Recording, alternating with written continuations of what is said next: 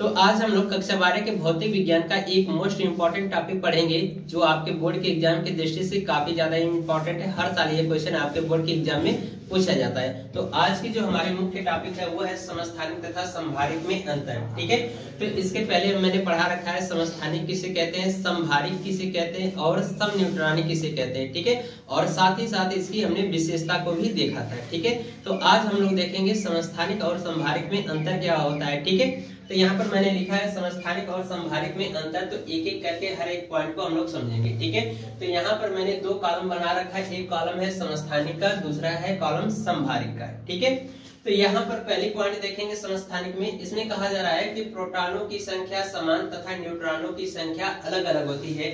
यानी कि समस्थानिक में प्रोटॉनों की संख्या क्या होती है, समान होती है, और न्यूट्रॉनों की संख्या अलग अलग होती है। लेकिन संभारिक में देखिए क्या है, इसमें कहा जा रहा है कि प्रोटॉनों तथा न्यूट्रॉनों की संख्या अलग अलग होती है। यानी कि प्रोटॉनों और न्यूट्रॉनों की संख्या क्या होगी, दोनों क्या होगी, अलग अलग होगी। किसके, संभारिक के। ठीक है, फिर इसके बाद हम लोग देखेंगे समस्थानिक में दूसरा अंतर। इसमें कहा जा रहा है कि इनके इलेक्ट्रॉनिक विन्यास एक जैसे होते हैं। ठीक है, यानी कि समस्थानिक के जो होते हैं इलेक्ट्रॉनिक विन्यास वो क्या होते हैं, एक जैसे होते हैं, यानी एक समान होते हैं। लेकिन संभारिक में जो इलेक्ट्रॉनिक विन्यास होते हैं वो कैसे होते हैं, अलग अलग होते हैं। तो इसलिए यहाँ पर कहा गया कि इनके इलेक्ट्रॉनिक विन्यास अलग अलग होते हैं संभारिक के। ठीक है, फिर इसके बाद तीसरी पॉइंट देखेंगे, इनको आवर्त सारणी में एक ही स्थान में रखा गया है। यानी कि जो समस्थानिक है इनको आवर्त सारणी में एक ही स्थान रखा गया है। रीजन इसका ये है क्योंकि इनके परमाणु क्रमांक समान होते हैं।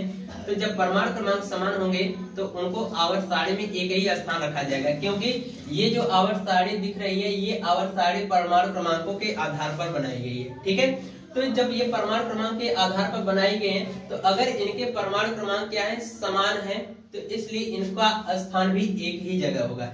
ठीक है, तो रीजन यही है कि जो समस्थानिक होते हैं इनको आवर्त सारणी में एक ही स्थान इसलिए रखा गया है क्योंकि इनके परमाणु क्रमांक समान होते हैं। ठीक है, अब हम लोग देखेंगे संभारिक। संभारिक में तीसरा अंतर होगा, इसमें कहा जा रहा है कि इनके आवर्त सारणी में स्थान अलग अलग होते हैं। यानी कि जो संभारिक होते हैं इनका जो स्थान होता है आवर्त सारणी में अलग अलग होता है, क्योंकि इनके परमाणु क्योंकि इनके द्रव्यमान संख्या क्या होती है, समान होती है, लेकिन इनके क्या होते हैं, परमाणु क्रमांक अलग अलग होते हैं। ठीक है, तो इसलिए यहाँ पर इनको क्या किया गया है कि इनको आवर्त सारणी में अलग अलग स्थान दिया गया है। ठीक है, फिर इसके बाद हम लोग समस्थानिक का आखिरी देखेंगे अंतर।